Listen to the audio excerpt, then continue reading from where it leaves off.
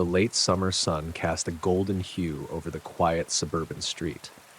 It was a typical Saturday morning, the kind that feels pleasantly boring when time seems to stretch on endlessly.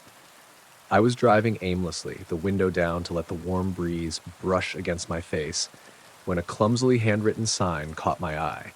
Yard sale. I didn't really need anything, but the thought of rummaging through other people's old things always held a strange appeal. The front lawn was an organized mess of used lives. Clothes laid out on tarps, obsolete electronics next to stacks of vinyl records, and boxes full of forgotten children's toys. An elderly couple, thin and silent, sat on folding chairs in the shade of the porch, watching the shoppers with a look of indifference. And then I saw it. Lying alone on a folding table, between a chipped tea set and a stack of old National Geographic magazines, was a doll. It wasn't like the mass-produced plastic dolls you usually see. Its body was made of cloth, stained with age, while its head, hands, and feet were made of porcelain.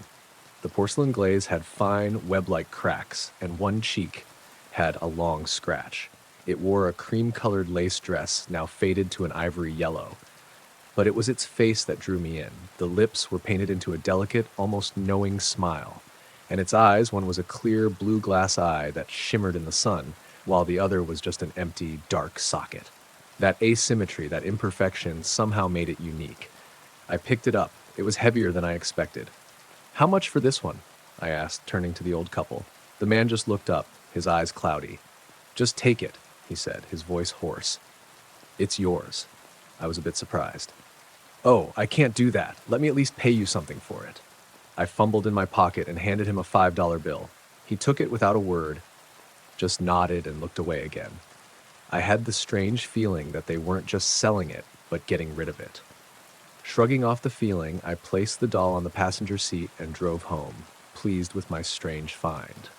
The first accident happened on the way home.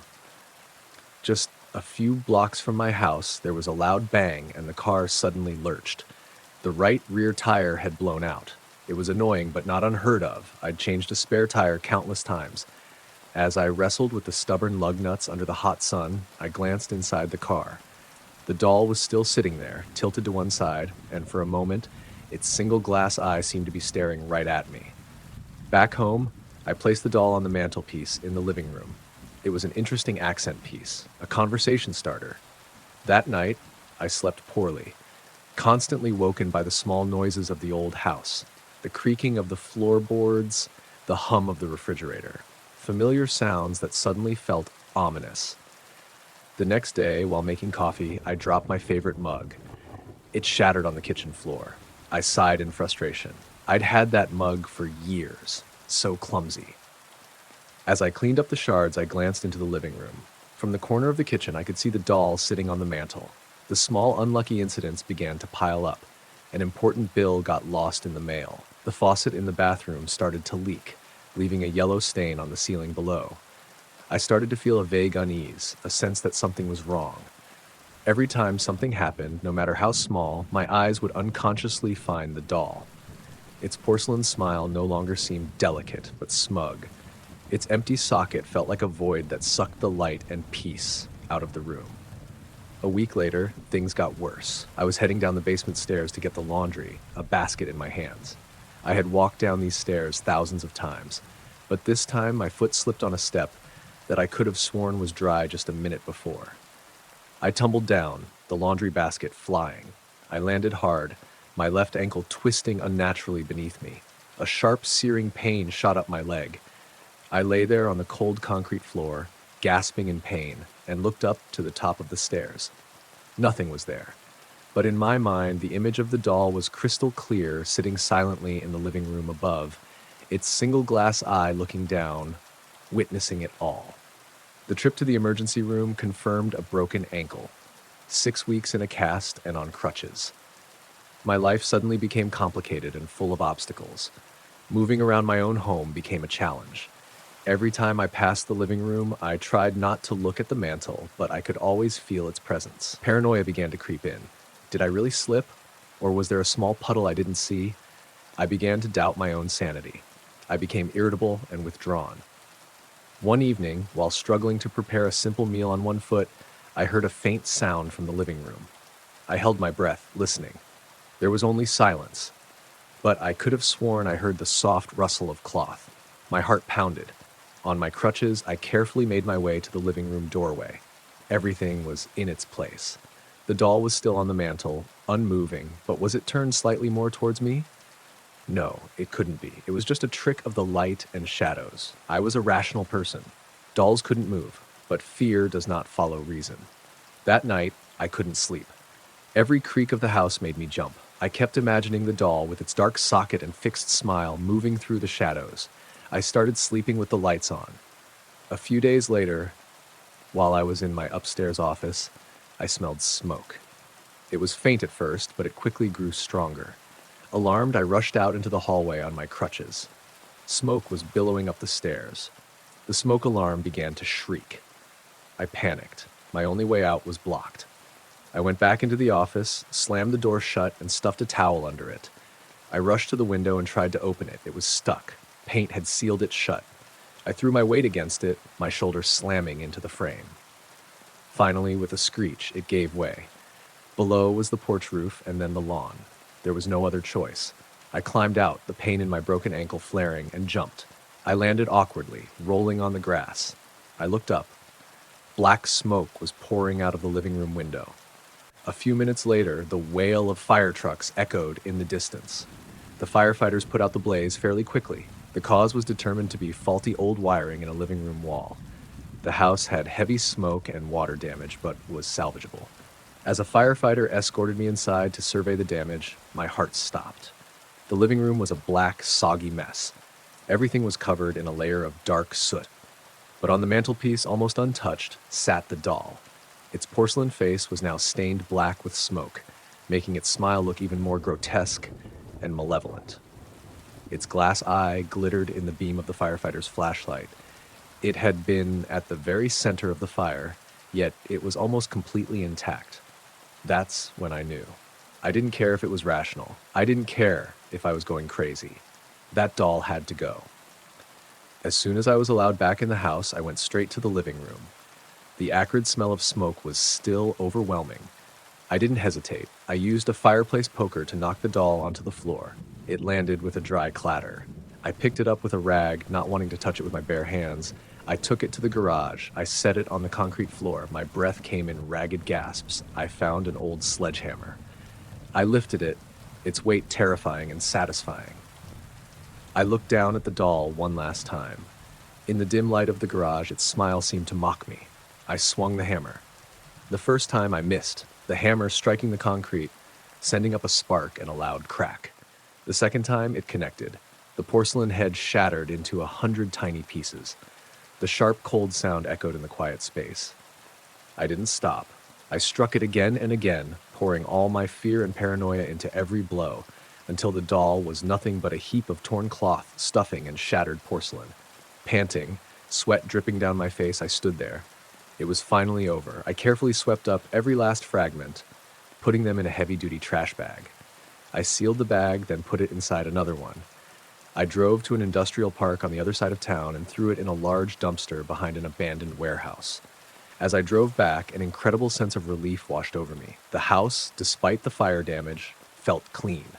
The heavy, oppressive presence was gone. That night, for the first time in weeks, I slept a deep, dreamless sleep. Months passed. I had the house repaired. My ankle healed. Life slowly returned to normal. I stopped thinking about the doll. It was like a bad fever dream that had passed. I had convinced myself it was all just a string of unfortunate coincidences, that my stressed mind had latched onto the doll as a scapegoat. There were rational explanations for everything. An old tire, a slippery step, faulty wiring. One Sunday afternoon, I was cleaning out the garage, which I hadn't touched since the fire. As I was moving an old tool cabinet, something small and round rolled out from underneath. It glinted in the overhead light. I bent down and picked it up. It was a blue glass eye. I stood there, frozen, a cold dread creeping up my spine. I had swept so carefully. There was no way I could have missed it. I stared at the small object in my palm. It was cold and lifeless, but I felt as if it were looking through me, right into my soul. I had survived. But I realized there are things worse than accidents. There's the lingering doubt. there's the coldness in the palm of my hand. I never threw the eye away. I keep it in a small box, locked, hidden in the deepest part of my closet. Sometimes late at night, I know it's there. And I know that no matter how many rational explanations there are, I'll never be completely sure that I'm alone in my house.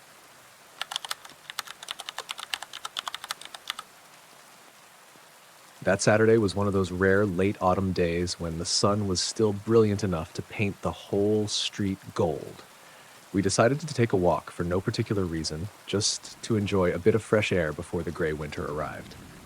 Liam, Chloe, Ben, and I. The four of us had been a group since college, a bond that seemed unshakable.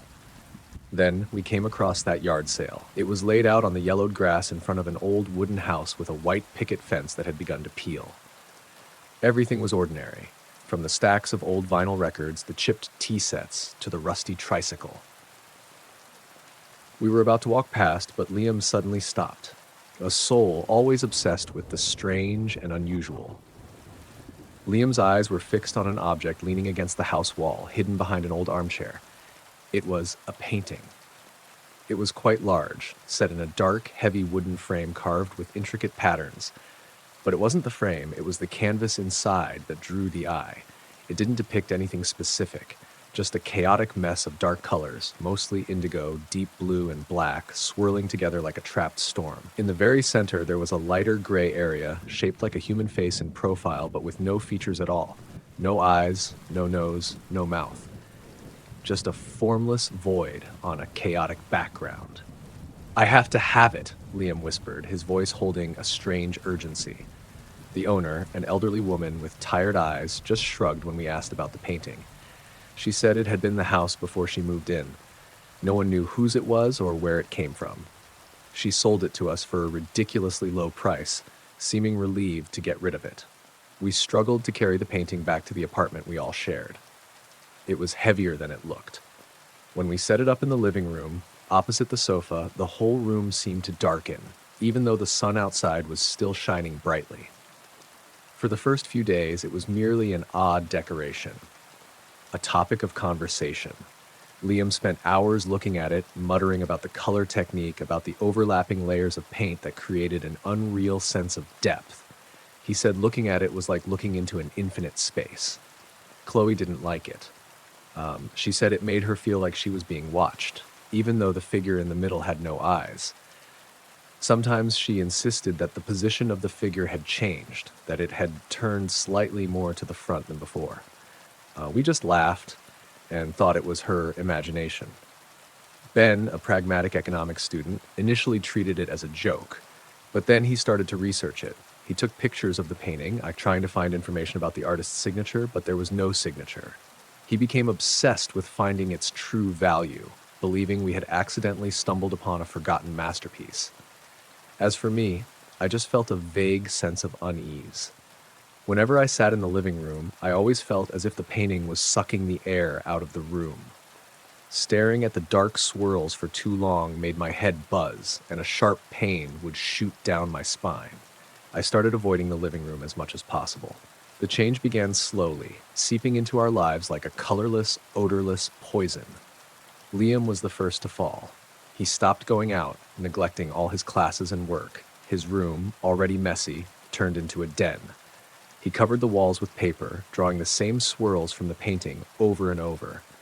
But his drawings became more and more frantic, the lines so violent they seemed to be clawed into the paper.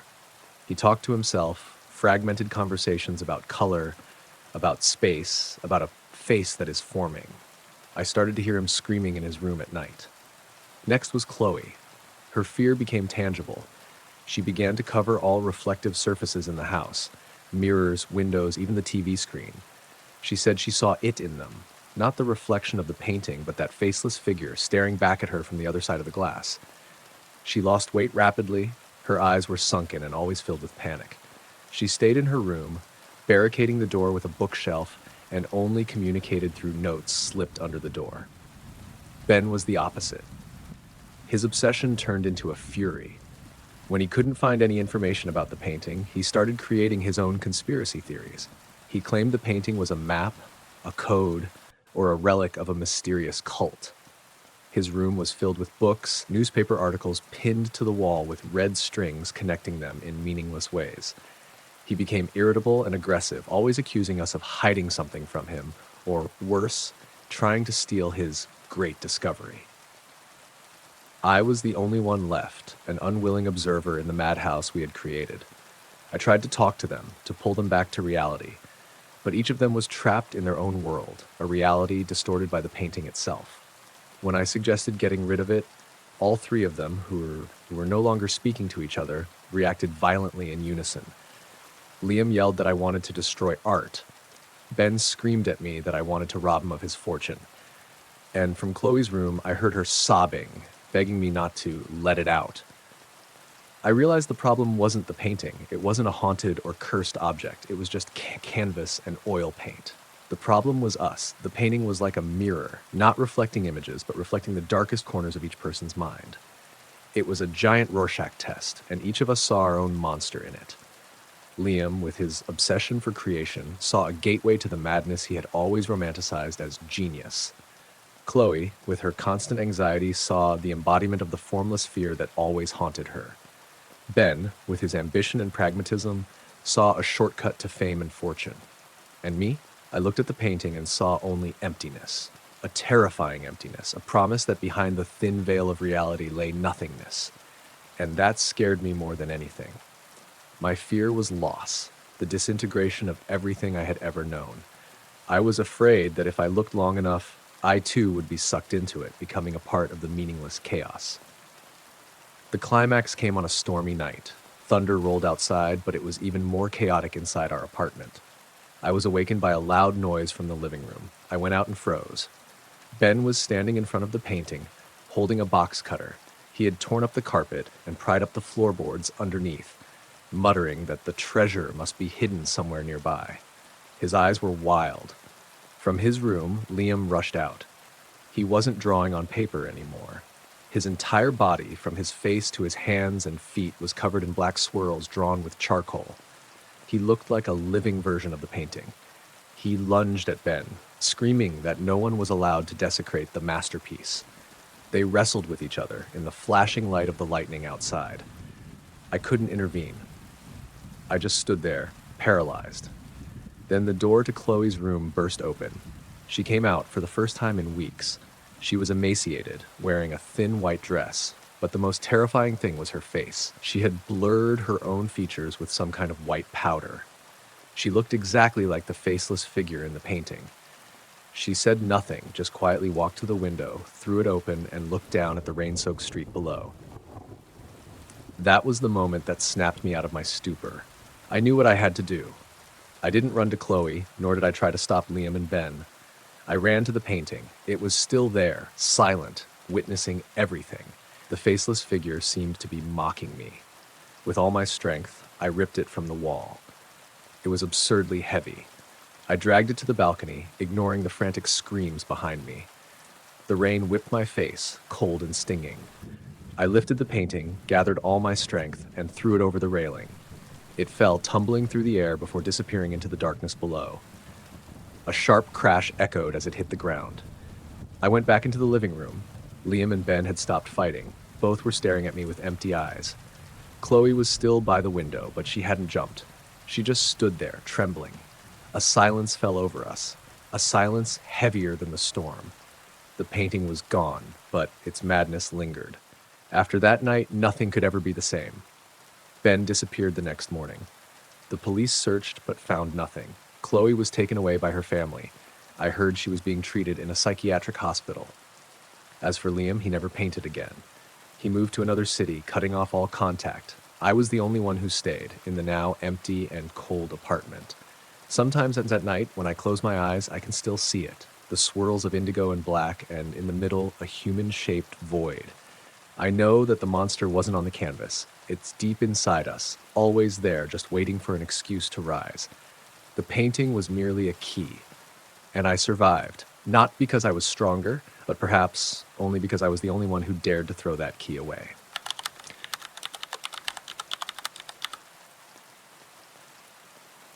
That Friday was just like any other Friday. The sky was an indifferent, pale gray, and the humid air clung to the skin, signaling a coming rain, but not being kind enough to deliver it immediately. I drove around the suburbs, my eyes scanning for yard sale signs stuck in the grass. It was a habit, a aimless treasure hunt among the old things others no longer needed. I stopped at an old two-story house, its white paint beginning to peel. Items were spread all over the driveway and spilled onto the yellowed lawn. A young man, probably my age, sat on a folding chair, his eyes glued to his phone. He looked tired and bored, only looking up when I approached, giving a nod as a greeting. Everything was covered in a thin layer of dust, from the chipped tea sets to the stack of warped paperback books. This was the legacy of a finished life, now being sold off for a few dollars. And then I saw it. A cardboard box under a table, looking as if it had been forgotten. Inside was a stack of VHS tapes, the self-recorded kind with yellowed with age white labels. Most of the labels were blank.